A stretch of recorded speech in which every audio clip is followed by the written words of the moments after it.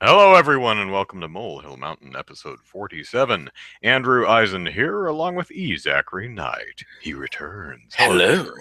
Yes, I'm back. All right. How was Yep. Super Bitcon? Is that what it was? Yep. Super Bitcon. That was actually pretty good, except for the first day. They had some technical difficulties and actually had to cancel the first day. It was Saturday and Sunday, Hmm. and on Friday night, um, either some really, really, really strong straight winds or a F1 tornado just went right through the fairgrounds where the event was held and knocked out power for like 3,000 houses, 4,000 houses, something like that. And the entire fairgrounds blew in a at the fairgrounds or in the building where the convention was going to be held. There was these giant garage doors, the kind you can back up like a U-Haul truck into. Um, that was completely blown in. There was this huge tree out front. It's like 3 or 4 feet in diameter, completely blown over. There's this giant archway over the entry of. Oh, there's my son trying to get into me. And there's this big archway going over the entrance to the fairgrounds, and that was completely blown away. And that's been around since I think the just one sec here. The creation of the fairgrounds. I think that's how long it's been around. Um, and so because there was absolutely no power, and they had postponed the start, hoping that maybe they would get power in. And But it never happened. So they had to cancel the first day, and they decided they were going to extend They had a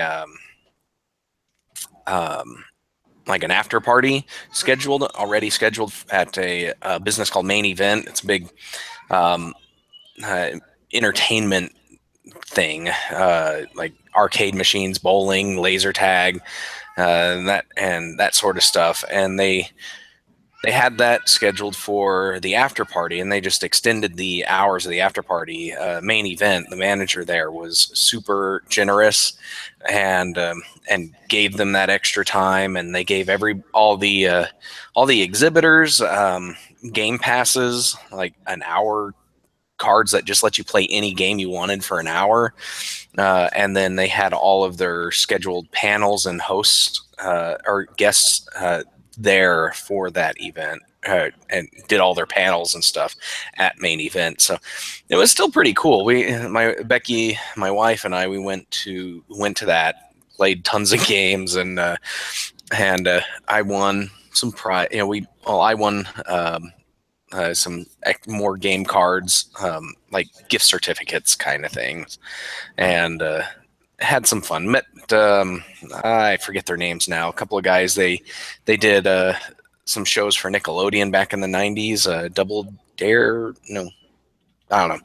I forget the shows what they were called, but yeah, it was a fun time. I had a lot of fun there, and then Sunday they finally got the power up late Saturday, and I managed to get it to stay up, and then they extended the Sunday hours by like 4 hours, 2 hours on either end, just so that vendors could get their money's worth for their recoup their fees, and people could still come in and have fun. And they got to do their cosplay contests and stuff on Sunday, and so yeah, tons of fun. I got to talk to a bunch of artists and stuff there. They had some local artists had some booths there, and a couple of game developers that I hadn't met before. I got to talk to, and then I got to display my Manly Boy game that I made a couple of years ago, and I started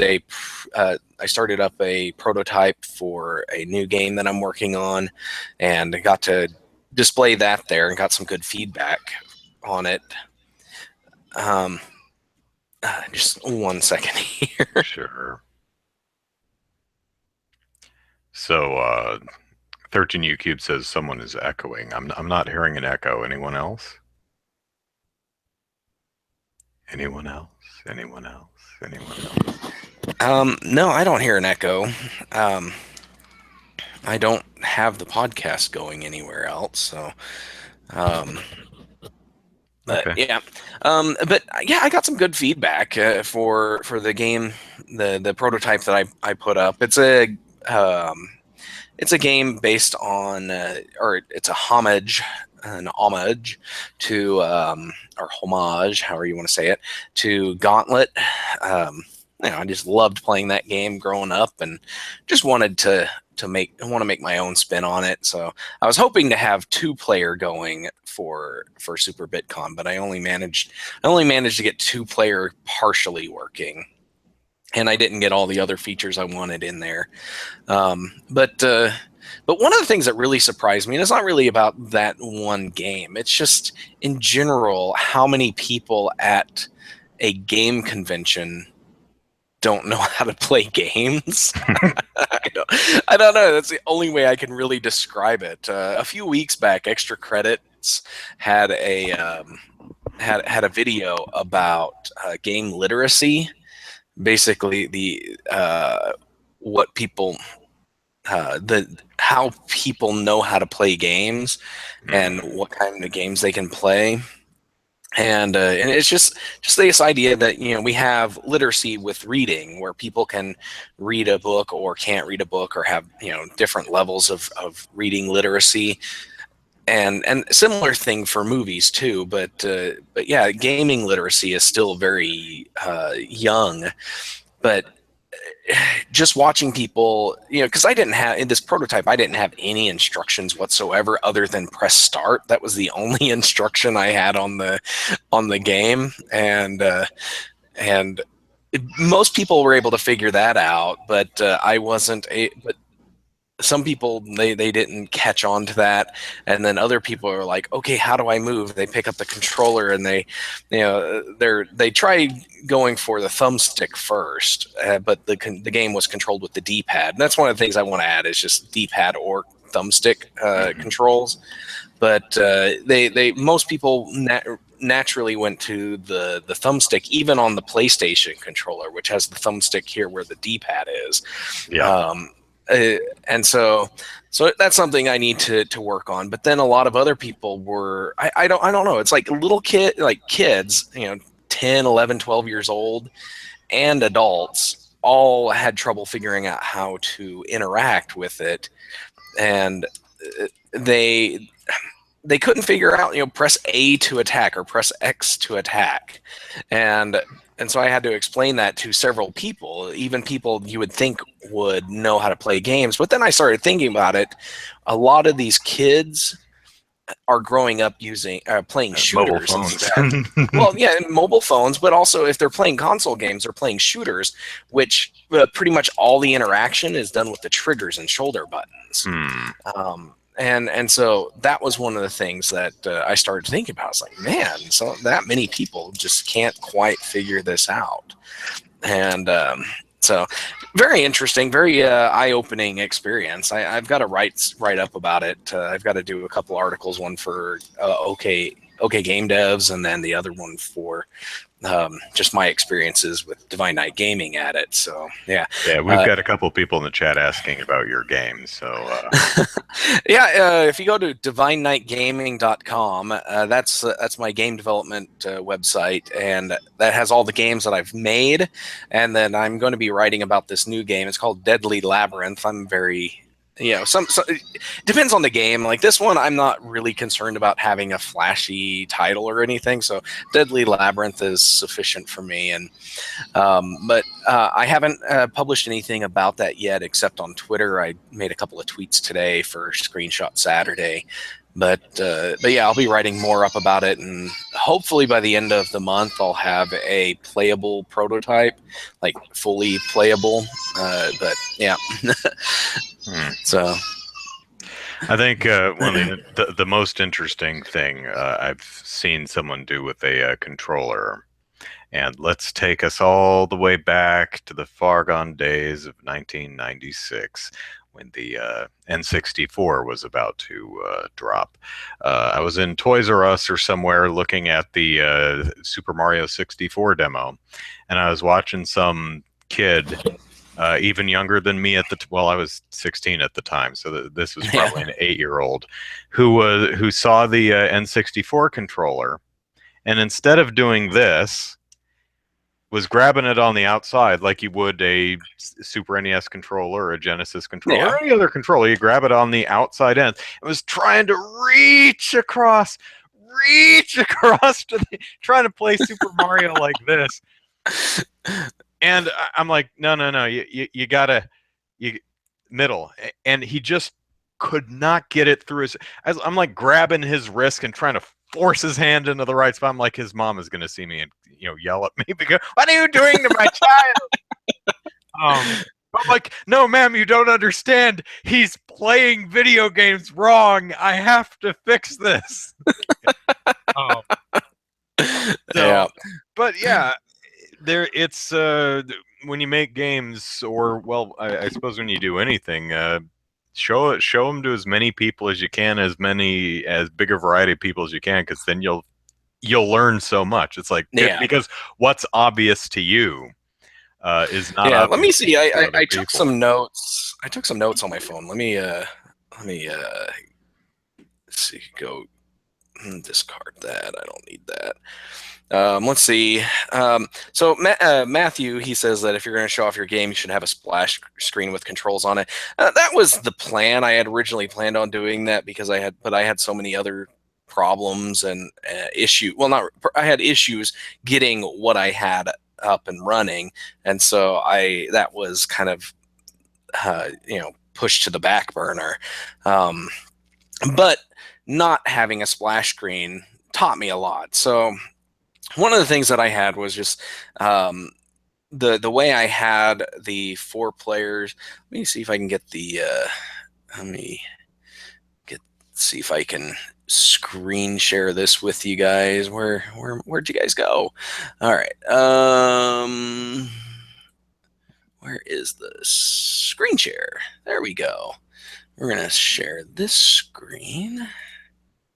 And okay, is it not going to share just the one screen? Dang it. Share all. Yeah, share my whole desktop with you guys. Sorry, I thought I could just share the one screen, but over here on the far side, you can see the screenshot of my game. But I have this little section where it says press start, and over here it says press start too. But so when you hit start, it changes press start to the name of the character, and then you just cycle left and right to whichever character you want to play. And so one of the things that what I learned was, I'm going to stop screen sharing now, but one of the things that I learned was that you could, it's something that, would help people out, is just to have all the characters on there and have a box around them. And then I had okay, this was something that was really interesting, was that people tried to attack everything, like the walls, the bushes, the monsters. Well, not even that. It's just, if it was there, kill it. And it was kind of weird. I don't know. I don't play like that, but it was just people are like, oh, this knight has an axe, let's see if we can chop down the bushes type thing. But they also attacked brick walls, and let's see, and then the other thing was that people like color in games, because I had this game and Manly Boy, which is a black and white game, going on the same table. I had way more plays on Deadly Labyrinth than I had on the Manly Boy, which I attribute to color, and also Deadly Labyrinth had a much more interesting looking title screen than Manly Boy did. It had a lot more visual flair, and I haven't seen Manly Boy yet, but what I just saw of Deadly Dungeons especially if you're an older gamer, the layout kind of evokes Gauntlet, and the character design kind of Yeah, evokes early Final Fantasy. So I'm yeah, ooh, so that's attractive. yeah. So yeah, this is probably something that I could see doing fairly well, at least for me. Manly Boy has made me all of like $6 since I created it 2 years ago, and so yeah. Um, I don't know. Is the screen locked on me? I don't know. No, it's going back and Okay. forth. Fine. Okay, I just wasn't sure because yeah. But yeah, a lot of fun, learned a lot of things, and I'm looking forward to getting the playable prototype done and out there because I want people to actually play it and get more feedback for me. And then sometime this summer, I want to do some kind of crowdfunding campaign to see, if I can get, $5,000 or $10,000 towards development of this. It would help me a lot because I've got a few things that I need to be able to do, like get a good soundtrack made for it. I suck at music, and so I would like to pay someone to make some music, and then also pay my brother for his time in creating some of the artwork because he's got he's going to college right now, and he hates having to work at Target. So if I could pay him a couple of $1,000s to do the artwork, that would go a long way to helping him do something he actually likes to make money for his family. So Cool. Well, last weekend, while my sister was over here, actually, I started playing Bayonetta, which has been on my to-play shelf for a while. And we played, I don't know, the first 4 or 5 chapters of the game while she was here, and we're both loving the hell out of that game. She had to go home, unfortunately, and she's like, "You better still be playing this when I'm next visit." And I say, "Well, there's always the sequel because I'm not going to wait." yeah. Great game. It's a ton of fun. One thing I'm playing one right now, but I have the Wii U version, which has both versions of the game in it, which is something I actually predicted. One of my Nintendo prediction videos, I'm like, I predict Bayonetta 2 will be packaged with Bayonetta 1. That's one of the few times I hit the nail right on the head. Yeah. But anyway, really enjoying Bayonetta. I do have a question for anyone who's actually played Bayonetta. Is the game difficult, or do I just really suck at it? Because I'm kind of bad at Bayonetta. Not that I'm stuck or can't proceed through the game, but I do die a fair amount, and I usually get like a silver medal on everything. I think it's stone, silver, gold, and platinum medals, and I'm pretty much silver medaling everything.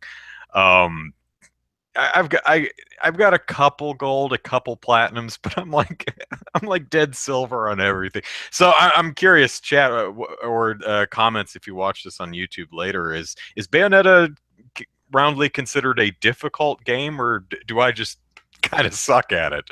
I'm really not sure because I'm sitting there playing. I'm like, I'm just bad at this. Oh. Yeah, I couldn't tell you because I've never played it. So Yeah, it's a lot of fun though. It's got some.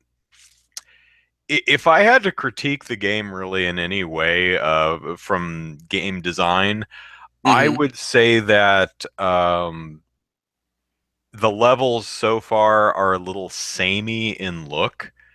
Um, the color palette could I like the character design. I like the looks of the various angels and demons and characters in the game. I think that's really cool. But the locations are a little on the dull and unmemorable side.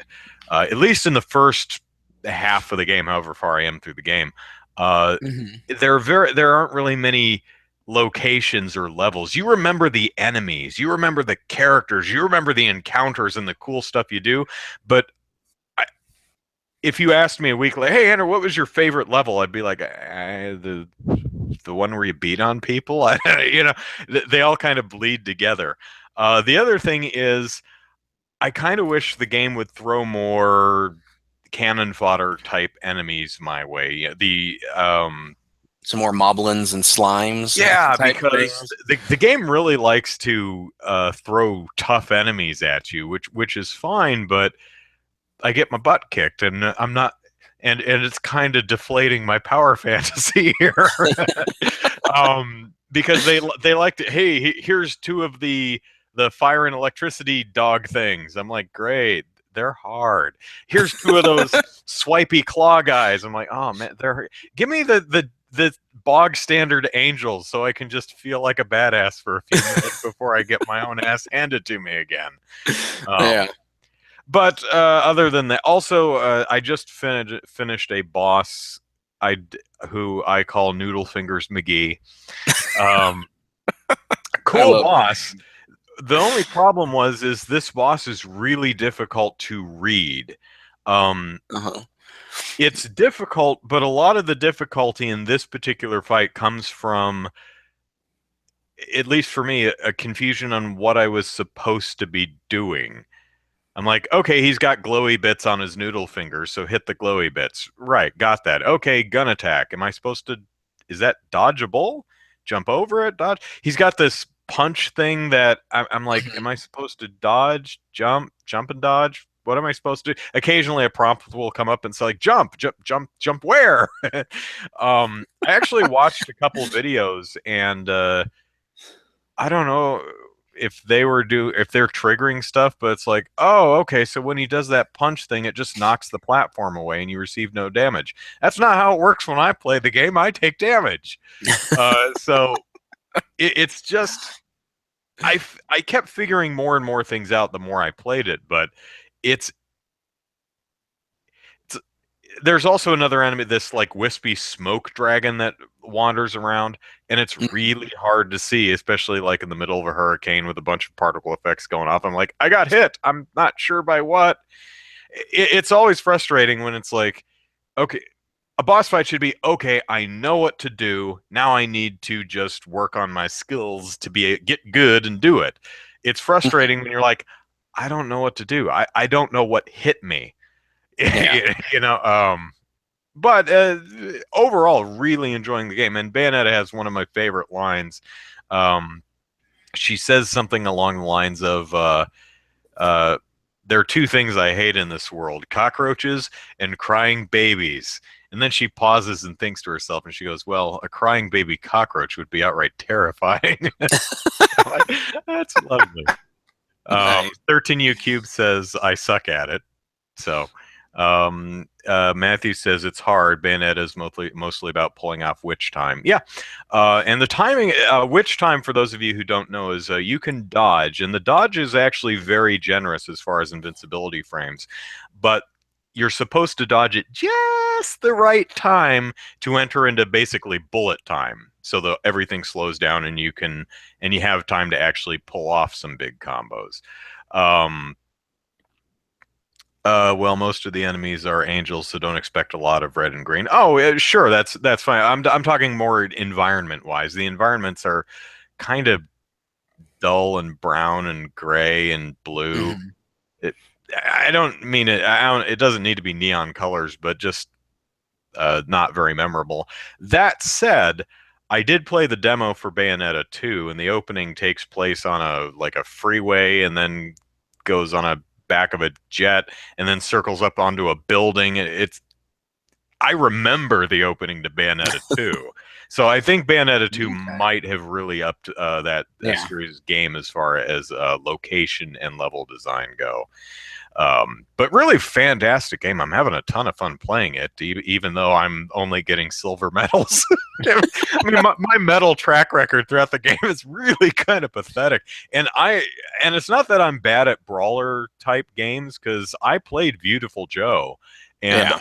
I beat it on adults only mode, whatever they called that difficulty. And what was Adults V only. rated, I think, was the one past that.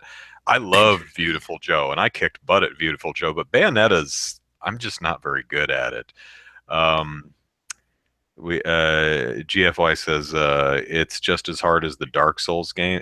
Oh, is it Well, just as is hard it? as the Dark Souls game? I haven't played Dark Souls. That's another Yeah. one on my to playlist. But still, really, really enjoying it. Okay. That's good.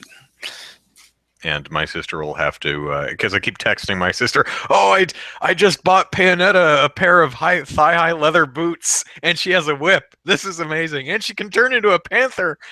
And my sister's like, stop playing the game. Wait till I get back there in a few weeks.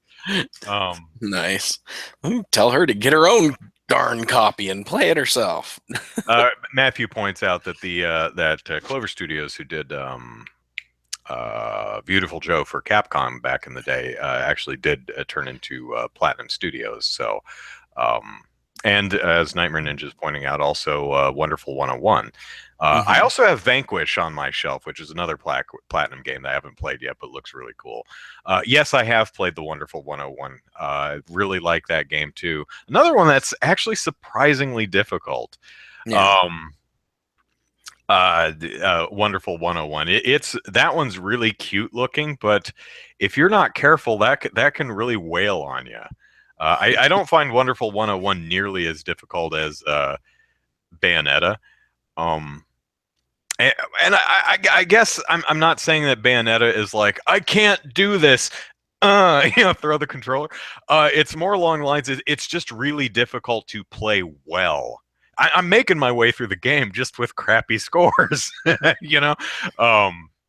But oh well. Yeah. What's coming to PC as well? The Beautiful Joe. I know Bayonetta just came out on PC. Yeah. Vanquish. I know that would make what's his face from Red Letter, Rich Evans from Red Letter Media, very happy because I know he complains about that all the time. So Bayonetta port sold 157K on PC. Damn, nice. And to whoever did the ports, credit from what I hear, it's a very good port. Although because PC load, the game does something really interesting. Is during the load screens you can practice your combos. You have Bayonetta just standing in a void with a combo list on the side of the screen, so you can practice the timing on your combos, which are punch, punch, pause, then another punch. That getting that pause just right takes a lot of practice. But on the PC, it loads so fast that you're on the screen for a second, and then you're into the game, so it makes it kind of pointless. That's always kind of funny. At least they're making good use of the load times on the Wii U. But yeah, that is cool. I've seen various mini games during load screens or just other kinds of transitions.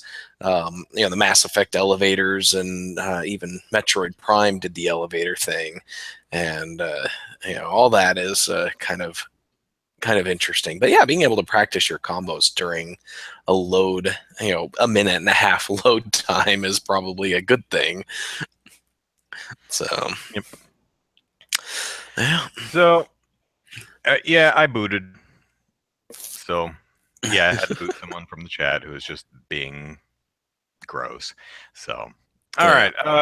Nightmare Ninja actually asked me a question the other week, so let's hit that before we hit the topics. And where did I put them? So, any thoughts on the recent ARMS characters or the new Mario Rabbids RPG rumor?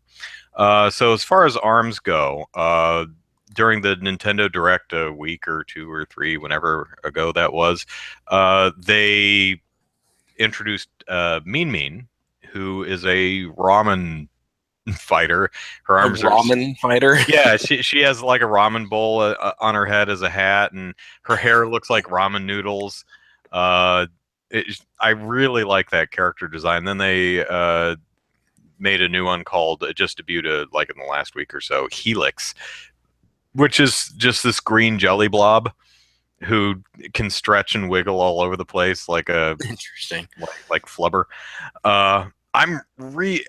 What's interesting is I have absolutely zero interest in actually playing ARMS, but I really do like the creativity and diversity of the character design. Yeah. You've got a ninja, and you've got Mummy, and the Mummy dude, and the gal and the robot, and the Noodle Girl, and the Flubber dude. It's the kind of wonderful character design that reminds me of the same in the Punch Out for the Wii. Yeah. Make more Punch Out, Nintendo. Now, granted, This all is their those. Punch Out for the Switch. Uh, Oh, now don't go getting around bans. That's silly. So, where was I? Characters. Yeah, Punch yeah. Out. Yeah, all the Punch Out characters were based on with the exception of Disco Kid, were based on old characters, but they're really brought to life. I mean, they're great characters in the original games, but man, Punch Out for the Wii just took it to a whole nother level. And when they debuted Disco Kid, I'm like, oh man, I can't wait to see what other new original characters they have for this game. That was it. It was like, oh, one? Really?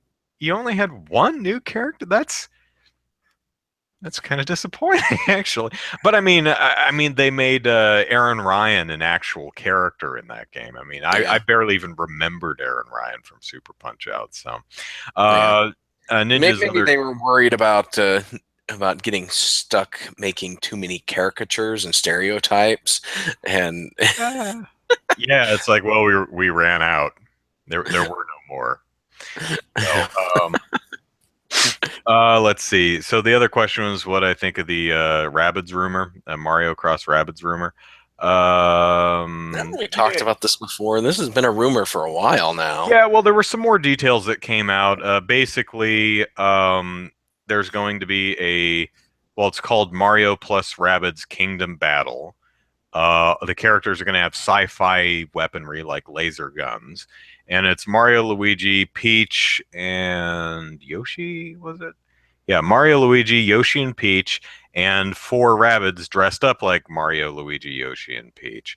And that's about all the new details. And again, this is all rumor. And I'm like, okay. I mean, I'm fine. It's really going to come down to what kind of game this is, and it's supposed to be wacky Sci-fi humor. weaponry just seems kind of out of Mario it with seems laser kind of gun.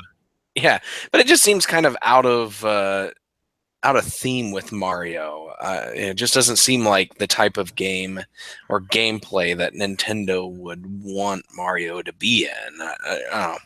Just seems kind of odd, magic, all that magic and stuff like that, fits and works, but yeah, just sci-fi weaponry just doesn't seem to. I don't know. Mario Galaxy had a little bit of a sci-fi vibe going on with Rosalina's ship. And Zelda has actually introduced some sci-fi elements. I'm thinking specifically the time travel shenanigans of Skyward Sword, or at least that robot area where you had the stone which could go back and forth in time. You didn't go back and forth in time, but you could like change the areas to back when it was old, and back when it was new, and then ruins. Anyway, so I'm really excited. I like the Rabbids. I think they're funny. I like the Rabbids a lot better than I like Rayman. Rayman I've always thought was although I like Rayman Origins and Rayman Legends, fun games, with the character I've never really cared for, but the Rabbids I find fun.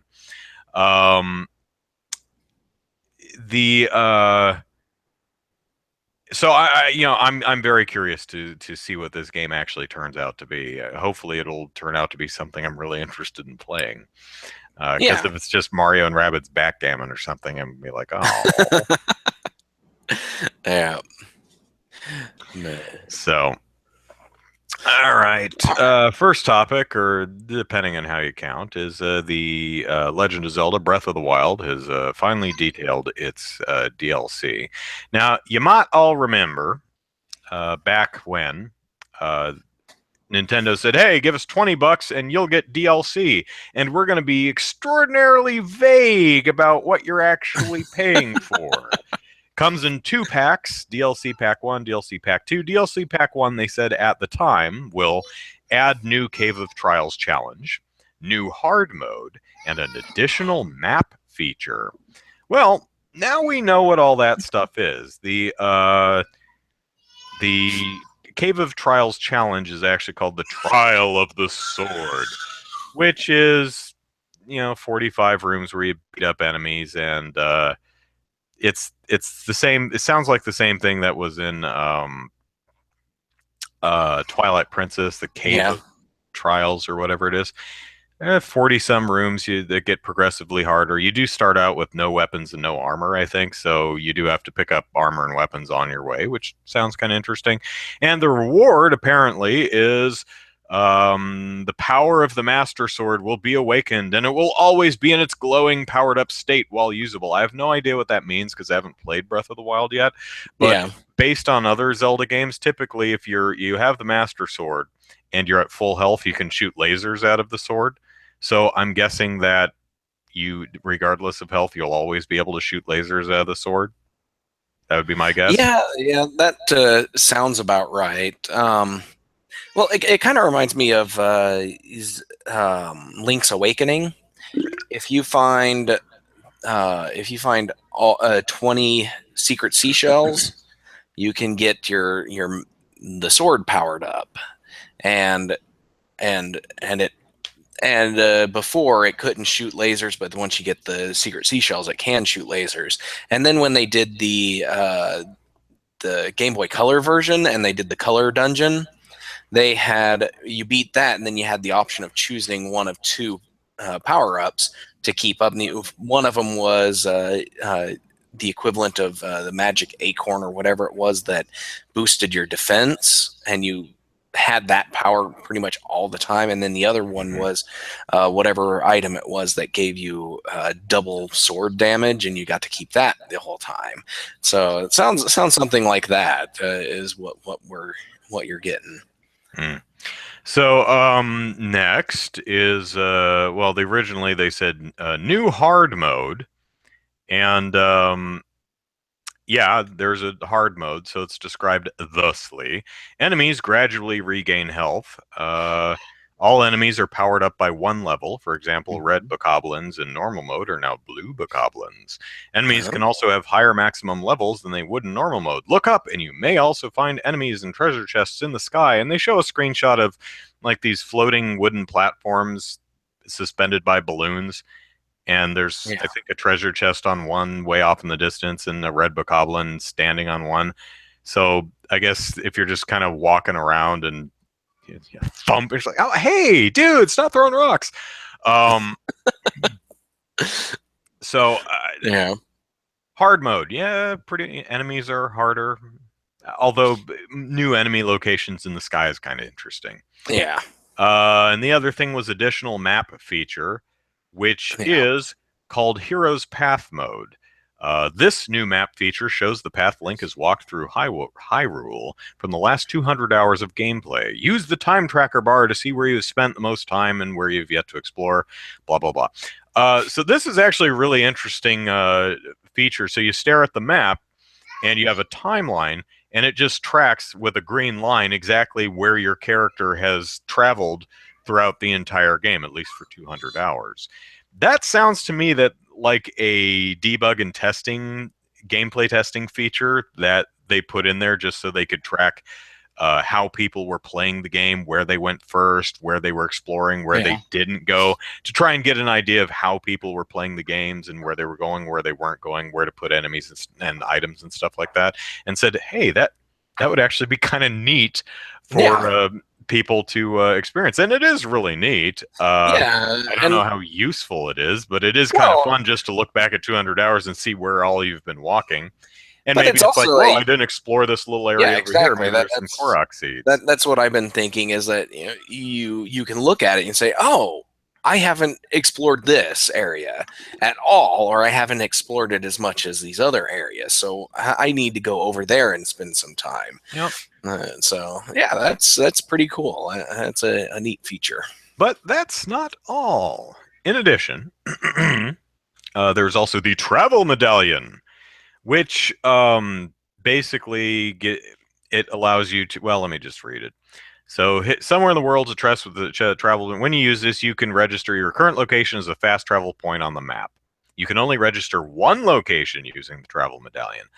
There are like all the shrines in the game, and I think there's like 200 of them. They're fast travel locations. So that seems maybe not the most useful thing in the world. Again, I haven't played the game, uh, but it's like if unless there's like one area that's completely bereft of shrines, it seems like you're rarely ever that far from a shrine. So I don't know how useful that would be. Yeah, I don't know. I haven't played the game, so I couldn't tell you if that's going to be a useful feature or not. So, additionally, we also have a couple little costumes and masks. We have a Tingle's outfit, his green tights and stretchy red briefs, and I must say, Link looks absolutely smashing in them. He pulls off that look a lot better than Tingle does, I must say. Of course. There's also the Phantom armor from Phantom Hourglass, I guess. That I think Zelda's ghost possesses in that game. There's also a Majora's Mask. I don't know if it does anything, but it's just Majora's Mask. There's Midna's helmet that you can wear. And there's also a Korok mask, which will buzz or play a jingle if you're near one of the 900 Korok seeds. So, in my ever so humble opinion, DLC Pack 2 better be something super damn special to justify that $20. Because a lot of the stuff in DLC Pack 1, neat as it is, strikes me as stuff that should really be free updates. Like the map thing and hard mode. Yeah. I'm really not difficulty modes that are just making enemies more plentiful or harder. You shouldn't have to pay for that. That difficulty mode should be standards, unless it's something that's completely remixing the game, like the Ocarina of Time Master Quest or something that's just reorganizing stuff. Okay, sure, you might be able to get away with that, but just hey, $20 for difficulty mode, and again, it's $20 for everything. There's no way to buy this stuff a la carte. So maybe if the way you're looking at it is okay, DLC Pack 2 has the story mode thing, which is what I'm paying for, and all the rest is just gravy. That's great, but we don't know what's in Story Pack 2, so hard to say yet. Which is one of the reasons I've not bought Breath of the Wild, because I'm waiting to see what what DLC Pack 2 actually is, to see if I need to budget the DLC in my purchase price. Yeah, I have a feeling that a lot of people are waiting until they announce the details of the second DLC pack before they make the decision to plop $20 down on a $70 game. But yeah, it's this is really underwhelming, and I don't see it worth $20 right now. Yeah. So yeah. I mean, basically everyone who's paid $20 for I guess it's a season pass, is really just taking Nintendo on faith that DLC Pack 2 is going to be something special. Because while the stuff in here is neat, it's not something I'd really drop much, if any, money for. Of course, I'm a cheapskate, so probably not the best litmus test on that one. I would have to actually. One, I'd have to play Breath of the Wild before I decide that it's, to even consider the DLC, because I'm not much of a DLC kind of guy. The only DLC I've ever bought is Minecraft stuff, because my kids, it's like I buy skin packs and matte packs, texture packs for them for like their birthday, because they're like a couple of bucks. Generally, I think DLC should be something that adds new things to the game to play and do, not alter existing things in the game, if that makes sense. Like expansion packs for old games like Warcraft 2 and StarCraft. They had the expansion packs that added new campaigns for all the races and new characters and all that kind of stuff. Those were cool. Those were worth the 30 extra bucks or whatever it was at the time when you bought them. But nowadays, when companies start planning DLC, they're like, okay, what kind of horse armor can we throw in this? Yeah. And it's like, Now, I have to. Now, Nintendo also did release for free an update that allows you to play the game in any language you want with whatever subtitles yeah, you want. So now you can actually listen to the Japanese or the German language track and still read English subtitles. That should have been available in the first place. yeah. But I'm happy that it did 2 months later finally end up in there and it's free. Yeah, that is a good move. So Nintendo did a good thing Nintendo there. for Yeah. not, scooting that in with the DLC pack 1 or something. That's free to everyone. Of course, with the Wii U version, you actually have to download a language pack because the other languages are not actually on the disc like they are with the Switch cartridge. Which again is why that functionality should have been in there in the first place, because all the languages are actually on the cart. But oh well. Yeah. Anyway, so let us move on from DLC and talk about superhero stuff. This week we got our first looks at Marvel's The Defenders, and at the very Well, least, it's not technically our first look, but it's the first full trailer. well, the first full trailer, right? Yeah. We've seen publicity stills. I don't think we've seen any footage of the actual edit. We haven't seen any real footage. There was the teaser of the characters in the elevator, and they all get in the elevator and they're all worn out, and then Jessica Jones breaks the camera. We saw that, and that was a cute thing, but yeah, we finally saw the full trailer, and this is the first trailer. We're probably going to get another trailer, one or two other trailers before the launch of the series. Which, when does that come out? I forgot to check the release date on that. I forgot. I think it was August. Yeah, sometime this summer. But yeah, we got to see some really cool stuff. We finally got to see Sigourney Weaver in action. We still don't know who her character is so much, other than she's some kind of head of the hand. Like she's in charge of the bad guys. I hope she's not head of the hand. The hand is so boring so far. Yeah. Well, everything revolves around the hand, so she's got something to do with them. One of the rumors going around is that she's Mephisto, the Marvel version of the devil, and that would be kind of cool if she was that, or at least a demon of some sort. That would be cool. I could see that. That's pretty neat. My overall impressions of the trailer is I liked it. Now I'm a superhero fanboy, so you do team up. Yeah. I'm like, it's really cool seeing all of them in the same place except Danny Rand. Yeah. It's going to be interesting to see what they do. Now, Defenders was in production before Iron Fist actually came out, so they can only course correct so much. Yeah. But it feels like what it is what it is, and Danny Rand is just still an unlikable jerk. But it looks like they may have just kind of done some pickup shots with people reacting to him like he's a big jerk. The first thing you see him do is confront, and it's edited in a really odd way. He's confronting someone in an alley. He's like, "Hey, what are you doing here?" And at first glance, if you're not really paying attention, it's like he's talking to Luke Cage. It's like, what is wrong with? Who cares?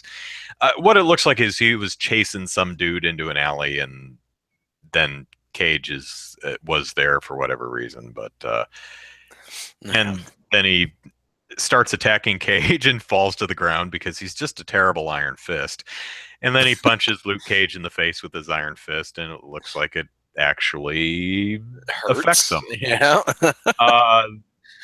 But the one thing and that's about the most you hear out of Danny Rand. But then at the very end of the and this is some odd trailer editing, because you have Stick, the actor's name is escaping me, but he's like, "You guys need to get your stuff together.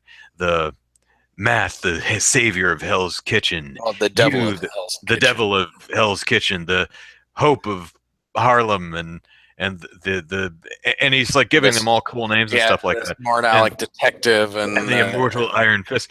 And then they do the exact same thing in a restaurant with Danny Rand. He's like, "We're a great team," and everyone's looking at him like, "What?" He's like, "Yeah, because we've got the blind ninja and the invincible dude." And he looks at Jessica Jones and he's like, "Whatever the hell you do." I'm like, "Oh, piss off, dude! Seriously." Yeah, my hope is that. Of course, her reaction is classy. Yeah, At my least the hope way it's is that edited. during this series, my hope is that every character in the show, so Jessica Jones, Luke Cage, Matt Murdock, Stick, Elektra, who we see in there, Colleen Wing, or Wing, yeah. Wing, and then whoever else they get in there, all take a turn Rosario punching Dawson or Claire Temple. Claire Temple, and it's just everybody takes a turn and punches Danny Rand and says, "Shape up!" Yeah, and what's her name? Stop The being cop stupid. from the Luke Cage show. Oh yes, Misty Knight. Yes, Knight. that's 8 characters that all need to punch Danny Rand. It'd be like that scene in Airplane where they just line up to slap the woman who's hysterical. Yeah. I want everybody to punch Danny Rand at least once, and then hopefully by the end of the series he's humbled a little bit. Yeah, and there's a hallway fight. We've got hallway fight. Yes, hallway fight. We saw. I watched it a second time, and I don't know if you noticed, but I think that's Elektra in the very far background of the hallway walking towards us. I'm not sure if they're all like running away from her or what. Well, because there was another scene that looked like it was in the same building where Elektra punches Daredevil through a glass window.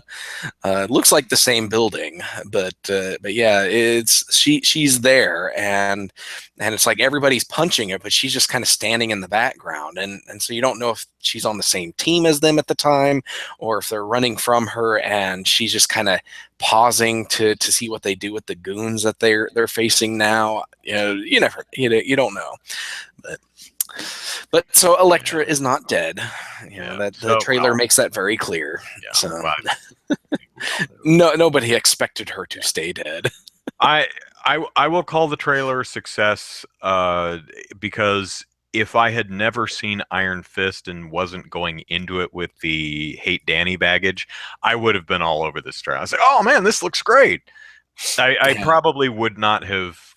I think it's the context of Iron Fist that really makes Danny Rand unlikable in this trailer, even though he has 2 or 3 lines of dialogue. So, yeah. I think if you didn't watch Iron Fist, you probably would have not been. You wouldn't have noticed how annoying Danny Rand is. But yeah, watching the Iron Fist series just kind of carries that in, and you got to wonder. It's like, okay, I've watched Iron Fist, and now I'm going to watch Defenders. How much of this is Danny's fault? Because it's like, like I said when we reviewed Iron Fist, everything that happens in Iron Fist is all Danny's fault. Had he not been there, none of that would have happened. Yep. And so, how much of Defenders is Danny's fault? Yeah. So it's interesting. I have heard no rumblings of an Iron Fist season 2. Yeah, I haven't heard it either. And they're working on Daredevil season 3. They're working on season 2 of Jessica Jones. I know they're working on another season of Luke Cage. They're working on a Punisher show. I have heard nothing about an Iron Fist season 2. Perhaps they will go with the Heroes for Hire after Defenders. Maybe Danny needs to like step away from Rand Corp or something. Like they solidify him stepping away, and so Danny's just like, "Luke, can I bum your couch for a little while?" And then Luke's like, "That's no." Yeah. No, Claire Temple is over, and no. Why don't so maybe season 2 of Luke Cage will start the whole Heroes for Hire thing, and maybe season 2 of iron fist is Danny Rand watching season 1 and realizing what a schmuck he is. He's like, "Oh gosh, I'm horrible. I need to meditate and change my ways." So, the other thing we saw was a first look at the main cast of the new Inhumans TV show. Yeah. Is I have it here. Let's take a quick look at it. So here are our Inhumans, and boy, that's looking a little low res and fuzzy for some reason. But the only ones I recognize that's Black Bolt in the front in the black, who his power is he's loud. His voice can shatter worlds, so he doesn't speak much and uses sign language and stuff. The actor was interviewed and he says he wouldn't know American Sign Language, so I made up my own sign language, which is nice. Medusa on his left, to the right of him, in the purple with the incredibly terrible orange wig. Oh yeah, that wig is. IO9 did an article about how terrible that wig is because it has no body to it. It doesn't exhibit her powers. Because if you read her in the comics or ever see her in the cartoon, her hair is always like moving or has the look of movement, which is probably prohibitively expensive to do, but still. Yeah, but they could have at least done something like some kind of volumizing or something to make it look more lively than it is. Now, it's possible that because I've seen some behind the scenes shot and the actor has very short hair, so they might be CGing her hair for the entire show, and they're like, well, what do we do for the promo picture? Yeah, they just threw a wig on her because they haven't finished the effect of her hair yet. Yeah, so, man, that's possible. Now, further to the right, over Medusa's left shoulder, so to the right of Medusa, that's Crystal. I recognize that's a pretty good interpreation of her outfit and the black stripes and they in her even got hair. the black stripe in her hair. That's really now, good. if I remember Crystal, she's basically the Avatar. She's a water, earth, fire, and what's the other one? Air. Airbender, yeah. She bends all the elements, I think, if I'm remembering her power. Something, along those lines. And so, they've got her in there. So yeah, the rest of them, I have no idea who they are. I don't recognize so next to Crystal is on the very end. That is Maximus. He is Black Bolt's brother, and he's the guy who's always trying to steal the throne, right? Isn't he like a telepath or? He's super intelligent, and I do believe he has some mind control ability. Yeah. And so he's the villain, sometimes an anti-hero, and sometimes ally of the Inhumans. But yeah, he's probably going to be the main villain of the first season of Inhumans. Didn't even try with his costume. Okay. Yeah. And then right next to Black Bolt, on opposite of Medusa, that's Karnak. He's the guy who can find the flaw in everything, and exploit that flaw. And yeah. Like he can punch a building in its weak spot, right? And then drop the entire building. Yeah. Right. Yeah. And then next to him is Gorgon, and they don't show it in the picture, but Gorgon actually has cow legs or something. Yeah, right? he's got some.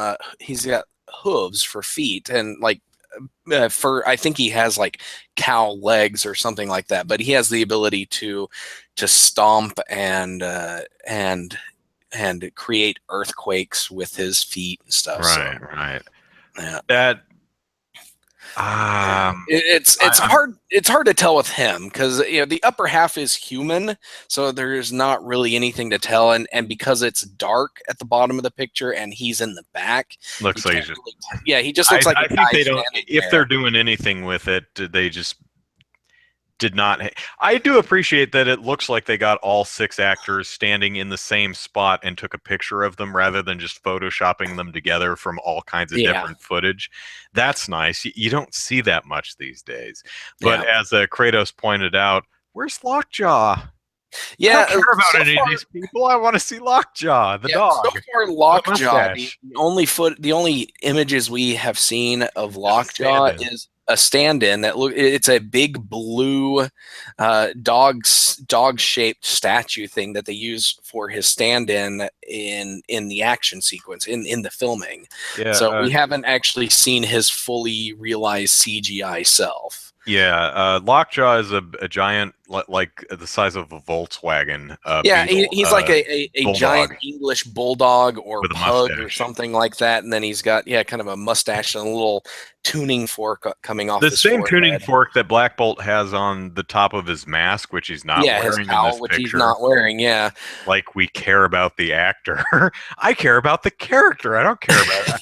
Although I was talking to someone on Twitter, it's like it's nice that this guy gets work. I'm like, sure it is, but I don't care about him. I mean, I'm glad all the actors are working. Good on them, but I care about the character. Put him in this gimp mask. yeah. So Gas Can on Fire asks if this is a spin-off of Agents of Shield.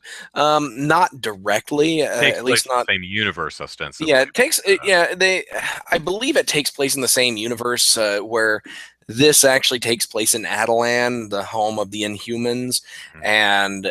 and so Adelan exists, but the Agents of Shield has not discovered it, and something happens. But I don't. Based on what I understand, they're not going to have any crossover with Shield. It's going to take place. It's in its own little tight story part of the world, which is going to be kind of sad. It'd be cool to see Daisy Johnson pop in and say hi or fight alongside of him or something, but it doesn't appear like that's going to happen, at least not in the first season. Yeah. So it's we'll see what happens with the show. Is it going to be on ABC or I don't remember. Um, Little Let me hiccup. see if this says here, because Yeah. yeah, it's gonna be air. It's gonna air on ABC, so No, the good. same channel as Agents of Shield. Because I The know first, Runaways, I think, is Hulu, which yeah, makes me Runaways is sad going to because I hate Hulu. Yeah, Runaways is going to be Hulu, and then Cloak and Dagger are going to be Freeform. Yeah, Yeah, I Freeform, still need to figure out which where is that is. yeah, it's ABC's teen oriented channel. Oh, well, So maybe I can still watch it on ABC's site then. That'll be handy. No, I don't think it's on ABC site. Oh, I don't think any freeform television, at least not current seasons, are on ABC's. I'd have to check. I don't know. I've been watching Reaper on the ABC site, and that's where I watch Agents of Shield yeah, me when too. I miss an Only episode. I watch it a week behind because Yeah, I don't pay. my DVR is not working at the moment, so I don't have Agents of Shield at any convenient timing. So I have to wait a week. And man, this next episode of Agents of Shield is killing me having to wait that long.